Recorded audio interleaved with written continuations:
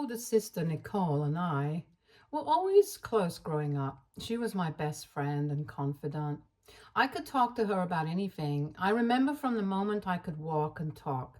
She was the one I turned to with my questions and my worries, since our parents always encouraged us to be close with each other. In the beginning, Nichole had this natural warmth about her. She was patient and kind, always ready with a hug or a comforting word whenever I needed it most. As kids, we spent countless hours together building forts in our room, playing Barbie, lost in our own world of make-believe. Nichole loved reading books to me every night before we would fall asleep. When I started going to school, I remember I would cry a lot and beg my parents to not leave me all on my own. However, Nichole, who was a few grades ahead of me at school, assured me that she would watch over me, and true to her words, she always checked in on me during her lunch times. It was a comforting thing to know my older sister was there for me at school every day. I remember how she would help me with my homework after school, since our parents were both out working until long hours. Her patience was unwavering as she would explain math problems to help me craft stories for my English class. Nichole had this remarkable ability to make me feel smart and capable whenever I was around her.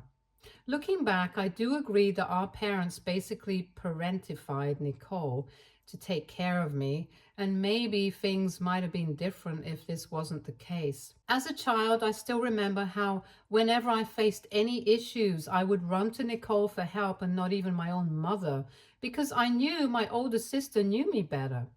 Unfortunately, because I was too young then, I never really understood just how much my sister struggled with her own mental health issues.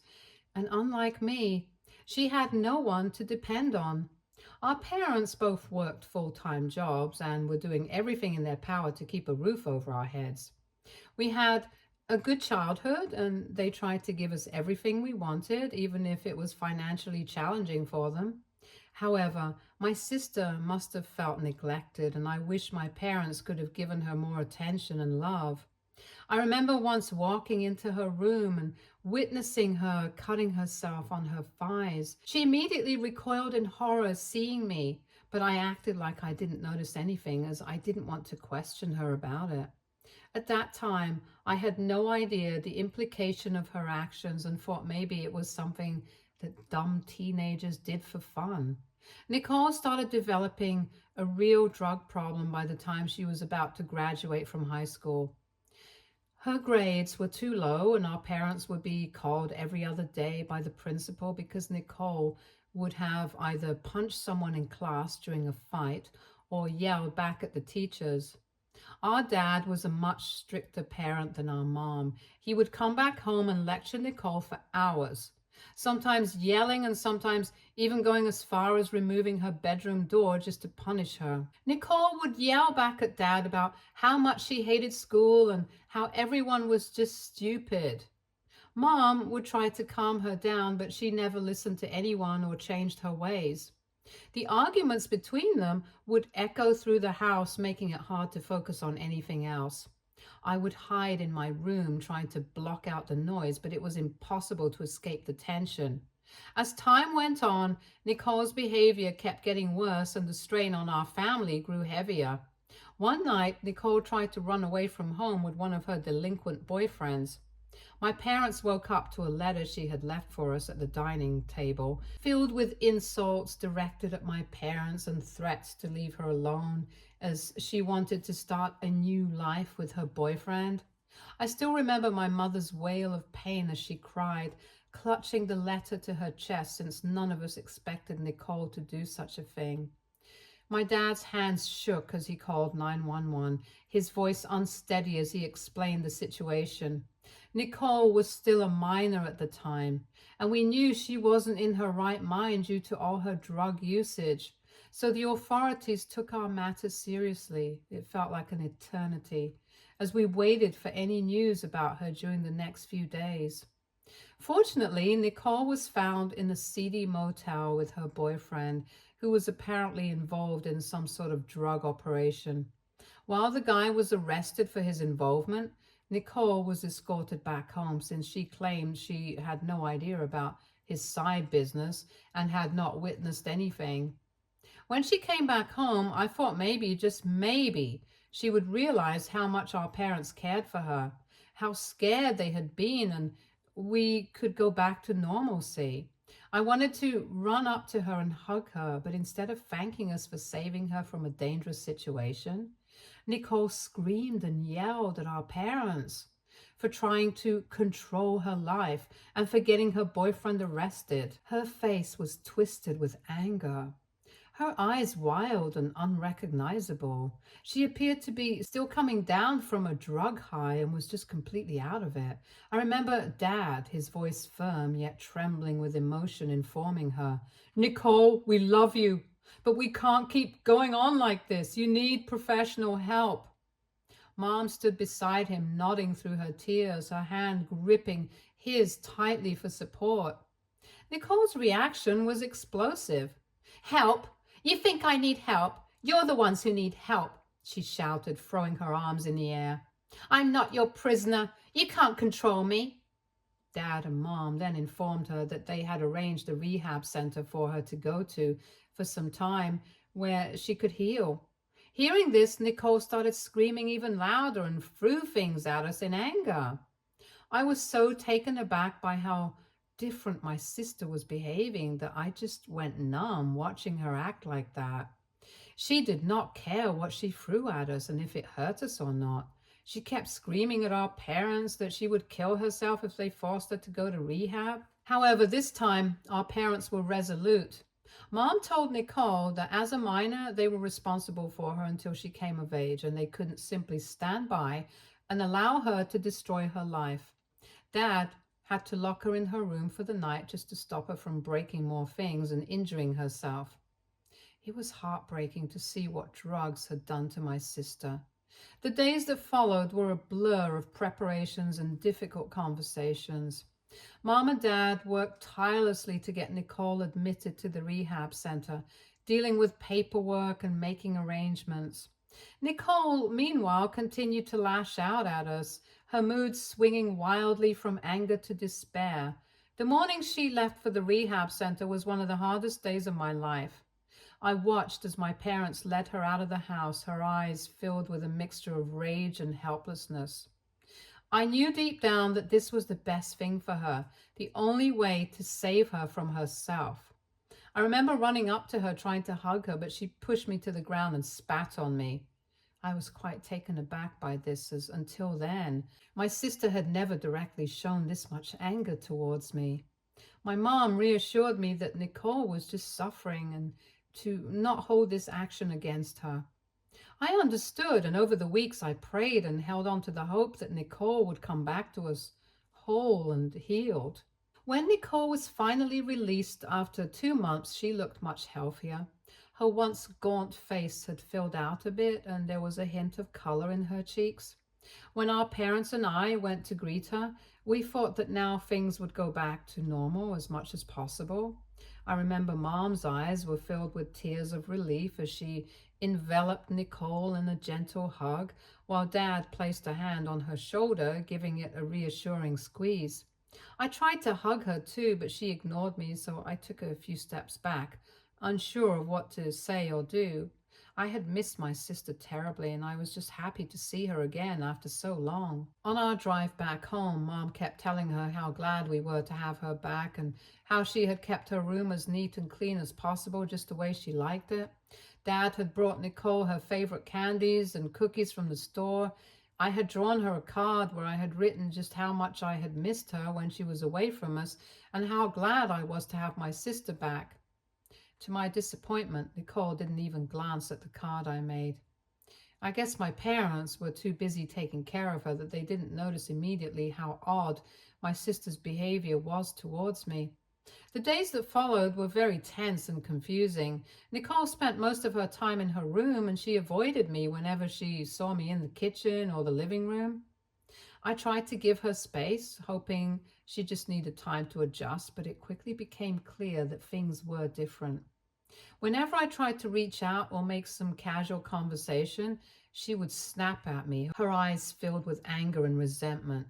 "What do you want?" she would hiss, her voice sharp and cold. "Can't you just leave me alone?" One evening, when our parents were not home, I thought this would be the perfect time for us to clear things between us and have a one-on-one talk, so I knocked on her door, hoping to reconnect. "Nichole, can I come in? I just want to talk." "Go away," she screamed from the other side. "I don't ever want to see your stupid face." I stood there stunned and hurt, not understanding why she was pushing me away when I had done nothing to her whatsoever. I missed the sister who used to be my confidant, who helped me with my homework and shared late night talks. Now she seemed like a stranger. Our parents did try to mediate, but their efforts only seemed to make things worse. Whenever Mom or Dad talked to Nichole about why she was angry at me, my sister would yell at them about how she wished they never had any other child other than her, and how much she wished Mom had aborted me. This was heartbreaking for me to hear because for me, my sister was my hero. She was the person I looked up to. For her to wish I was never born was the most cruel thing I had ever heard, and it wasn't like she said this out of anger or during a fight. I realized it was genuinely something she wished for. Our family dinners were no longer lively and filled with laughter like they were in the past. Instead, they were tense and uncomfortable, with Nichole glaring at me, rolling her eyes or making fun of me whenever I tried to talk about my friends or grades to our parents. She would loudly remark what a loser I was or how nerdy I was and why I didn't deserve to have any friends, while our parents would attempt to shut her up. I would just pick up my food, trying to hold back tears, wondering what I had done to make her hate me so much. The change in Nichole was heartbreaking. She seemed to be carrying so much pain and anger, and I didn't know how to reach her. I missed her more than ever, but every attempt to reconnect was met with hostility and rejection. Her anger towards me became so much worse that she started to find ways to end my life permanently. I'm severely allergic to peanuts, and my entire family knows that very well. My mom and dad don't even get peanuts into the house as they don't want to put me at risk. One day, Nichole made some chicken salad for all of us for dinner. I didn't think much about it as I sat down to eat it with my family. The first few bites were fine. However, I started to feel a bit uneasy out of nowhere, and my mom, who was eating the salad and looking at her plate, suddenly realized that there were tiny pieces of chopped peanuts inside the salad. She yelled at Nichole, asking if she had used peanuts since everyone knew I was allergic to them, and Nichole said that she had used them to make the salad more crunchy. By this time, I could feel my throat almost close up. Panic set in as my breathing became more labored. I grabbed at my throat, trying to gasp for air, while my mom jumped out of her chair and rushed to my side. "Nichole, how could you?" she screamed at her. She screamed, her voice filled with a mix of fear and anger. Nichole just stood there looking indifferent. "I don't think it's a big deal," she muttered. "She must be pretending." My dad sprang into action, grabbing my EpiPen from the kitchen drawer. He quickly administered the injection while my mom called 911, her voice trembling as she explained the situation to the operator. The seconds felt like hours as we waited for the ambulance to arrive. I had no energy to even keep my eyes open. As I lay on the floor struggling to breathe, I couldn't help but feel a mix of betrayal and sadness. My older sister, who used to care so much about me, had knowingly put my life at risk. The paramedics arrived quickly and rushed me to the hospital. The ride was a blur of sirens and concerned faces as I fought to stay conscious. Once at the hospital, the doctors worked swiftly to stabilize me, and slowly my breathing began to improve. I remember later that night, as I lay in the hospital bed, exhausted and drained, my parents sat by my side, their faces etched with worry. "We're so sorry, honey," Mom said softly, tears streaming down her face. "We'll make sure this never happens again." Dad nodded, his expression grim. "Nichole will have to answer for what she did. We won't let this slide." I don't recall the exact punishment my parents gave Nichole for putting my life at risk, but honestly, whatever it was, I'm sure it was too insufficient given the seriousness of the situation. The entire incident left me shaken. The trust I had in Nichole was shattered. It was clear to me that I could not trust her any longer, and I started to feel unsafe in my own home. As time went on, I would stay inside my room more and more just to escape from her. Our parents attempted to enroll Nichole in therapy, but her manipulative nature was so effective that even therapists were swayed by her persuasive tactics. They often reassured mom and dad that there was nothing seriously wrong with her, and even minimized her action against me as a mere dumb mistake. The therapist's reassurances only served to deepen the divide between us, as Nichole refused to apologize to me for putting my life in danger. I knew she was playing all of us like fools. I grew so afraid of eating anything around the house anymore that I started going to bed hungry, which in turn severely affected my health. The fear of Nichole potentially tampering with my food consumed me, making me paranoid about every meal. Seeing my struggle, Mom came up with a solution that would give me peace of mind. She bought a small refrigerator for my room that could be locked. Mom convinced me to keep some snacks inside this fridge, assuring me that it would be a safe place where Nichole couldn't tamper with my food. Her idea turned out to be a lifesaver. Knowing that I had a secure stash of snacks that only I could access gave me a sense of control over my own well-being. It allowed me to eat without fear, easing the anxiety that had plagued me for so long. Without Mom's understanding and support, I might have continued to suffer in silence, risking my health further. Looking back, I realized how close I was to developing an eating disorder due to the stress and anxiety caused by Nichole's actions. Mom's intervention prevented that from happening. When I finally graduated high school and went away to college, I felt like a new person. It was a huge relief to no longer have to watch my back or be scared of my sister trying to harm me. The freedom and independence that college offered were a welcome change from the constant stress and anxiety I had experienced at home. Living away from Nichole allowed me to focus on my studies and personal growth without the shadow of fear hanging over me. I immersed myself in new experiences, made friends who supported and understood me, and pursued my interests with newfound enthusiasm. I could finally breathe and explore who I wanted to be without the constant fear of getting bullied. This is when I met my husband, Keith. He and I were friends for a long time before we started dating. It was a natural progression for us since we both excelled in our studies and shared a love for anime. Our shared interests and deep friendship laid a strong foundation for our relationship, and before long, we fell in love with each other. Keith was someone I could truly connect with on multiple levels. We spent countless hours discussing our favorite anime series, debating characters and plot twists, and supporting each other through the challenges of college life. He understood me in a way that no one else did, and I found myself drawn to his kindness, intelligence, and sense of humor. When Keith and I got married, I was reluctantly convinced by our parents to invite Nichole, since they assured me that she had changed over the years. Unlike me, Nichole never even went to college and had been living off of our parents all these years while she only had a part-time job as a cashier. Whenever I would come back home during my college breaks, she would try to find new reasons to fight with me and was extremely disrespectful to me. I invited my sister to my wedding, hoping that she could keep her emotions in check and let me enjoy just one day in peace. However, Nichole's behavior at the wedding proved otherwise. She arrived wearing a white dress, a deliberate attempt to steal the spotlight from me on my special day. I was shocked and hurt by her blatant disregard for my happiness. My husband and the rest of his family were taken aback to see her audacity. It felt like a calculated move by Nichole to undermine and overshadow me as usual. Thankfully, my dad stepped in decisively. He promptly escorted her out of the venue and asked her to leave despite her protests. He threatened to kick her out of the house if she dared to come back and sabotage my wedding.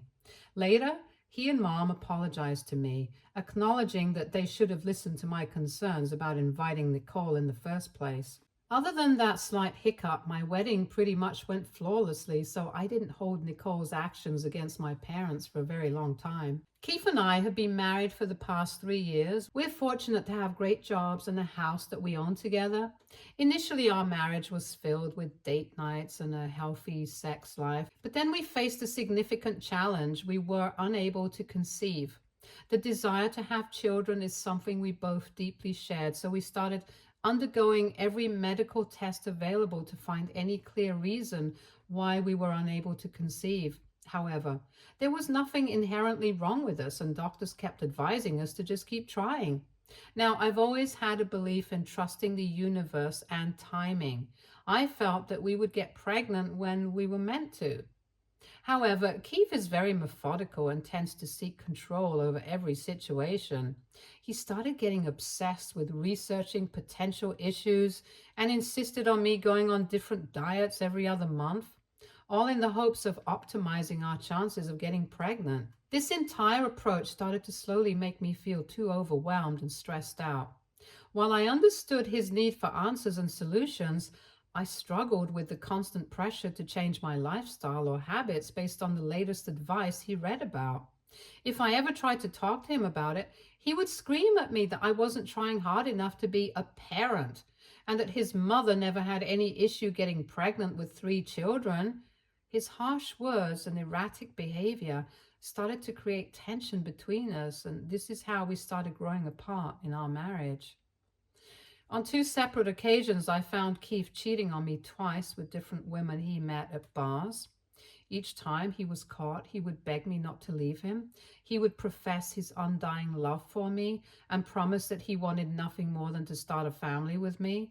However, after a few days, he would gradually start gaslighting me and blaming me for his actions, saying that I drove him to seek attention elsewhere. Over time, I began to recognize this pattern as a never-ending cycle. I realized I couldn't continue living like this, constantly second-guessing myself and hoping for change that never seemed to come. This is why slowly I started to mentally detach myself from our marriage. Last week, I finally confided in my best friend about what I was going through. I was too ashamed to admit it before, however, and she listened without judgment and helped me see that my feelings were valid. She encouraged me to prioritize my own well-being and consider leaving Keith for good. The very night I had decided to sit down and talk to Keith about everything, he did not even bother coming back home. I called him multiple times and he kept ignoring my calls, which made me furious. I knew the bar he frequented, so I drove there to see what other bimbo he was talking to this time. Imagine my shock when I saw my sister Nichole and Keith sitting together at a corner booth. They looked quite cozy with each other and were laughing and kissing like this was an everyday thing for them. I felt like my whole world shattered at that very moment. I took a few pictures just for confirmation and drove my ass back home while silently crying in my car. Then I packed my bags and left. I remember driving straight to my parents' place and falling into my mother's arms as I recounted everything. They couldn't believe Nichole would do such a vile thing to me, but fortunately, I had pictures to prove what I had witnessed. My dad was pissed. He called Nichole and screamed at her to come back home immediately. I guess my sister must have already sensed my dad's angry tone on the phone about what was coming because she had the audacity to come home to our parents' place with Keith. Long story short, my dad threw all her stuff out while Keith and Nichole tried their best to explain to us how they were better suited for each other and that we needed to just give them a chance. My mother was so pissed that she literally pushed them out of the door and told my sister to never come back home again. Since then, I've been getting calls and messages from Keith trying to explain his side of the story and telling me how sad and depressed Nichole is about being kicked out of home. He blames me for involving our parents without talking to them first. AITA for getting my sister kicked out of home and my parents cutting off all contact with her. Update 1. My dad and some of his friends helped me pack up and move all my things into my parents' place. It feels surreal to be back in my childhood house after so long. Nichole has moved in with Keith now. She's been trying to reach out to our parents, but they haven't shown much interest in hearing from her side of the story. According to Keith, apparently they met at the bar accidentally months ago, and he mentioned how Nichole provided him with comfort and understood his pain. For those wondering, Keith has always been very well aware of the history between Nichole and me, and he witnessed firsthand how she tried to disrupt our wedding. Despite this, I doubt he gave much thought before getting involved with her, because he's just a sleazy man at the end of the day. As for Nichole, she's always harbored resentment towards me and probably saw pursuing my husband as a way to assert her power over me. It's possible that both of them found the idea thrilling, even arousing during their affair. Anyway, I'll be talking to a divorce lawyer this week so I can go forward with my divorce. Update 2. Okay, I know it's been a month since my last update, but I'm back with some important news. I recently discovered that I am pregnant. It's something I've wanted so badly, but I can't help wishing the circumstances were different. My parents have strongly discouraged me from keeping this child because they fear it will forever tie me to Keith, and I'm not sure if I can handle that. I know I need to seriously think about my options in the coming days. It's a lot to process, especially with everything that's happened recently. I informed Keith about my pregnancy, and his immediate reaction was to suggest stopping the divorce proceedings and starting marriage counseling between us. He assured me that he would break up with Nichole right then and there. I was taken aback by his sudden change in behavior and couldn't help but laugh at his proposal, as it seemed so absurd to me. I made it clear to him there was no chance I would ever get back together with him. Even if I decided to have this child, our relationship would strictly be only about co-parenting for the sake of the child. Keith didn't take this news well. He was furious and yelled at me over the phone, telling me how he wished I had gotten pregnant sooner so he could have chosen me over Nichole. His words left me feeling disgusted and regretful that I had even shared the news of my pregnancy with him. I will update next on my decision regarding my pregnancy, but rest assured, there's one thing I know for sure: I'm getting divorced from that loser no matter what. Update 3. Hey, first of all, I am divorced from my ex-husband. As part of the divorce settlement, he had to pay me a substantial alimony, which allowed me to secure a new place for myself. I'm grateful that my job is doing well, and I feel incredibly thankful to my parents and friends for their unwavering support during such a difficult time in my life. Secondly, I want to clarify that I did not go through with the pregnancy. I understand that some people may not agree with my decision, but I want to emphasize that I was not in the right headspace to bring a child into this world. I had serious doubts about my ability to care for them and didn't want to risk their suffering because of my circumstances. It was an incredibly difficult choice, and I feel devastated by it, but deep down, I believe it was the best decision for both myself and the potential child. As for Nichole and Keith, they broke up shortly after I got divorced from Keith. Apparently, they had a serious fight, and Keith kicked Nichole out in the middle of the night. She attempted to seek shelter at our parents' place, but they refused to let her in. When my dad threatened to call the police on her, she had no choice but to leave them alone. From what we've heard from mutual friends, Nichole is currently couch surfing and trying to save money. I hope she takes this opportunity to mature and find a better direction in life. Stay tuned for more stories from Argo Relationships.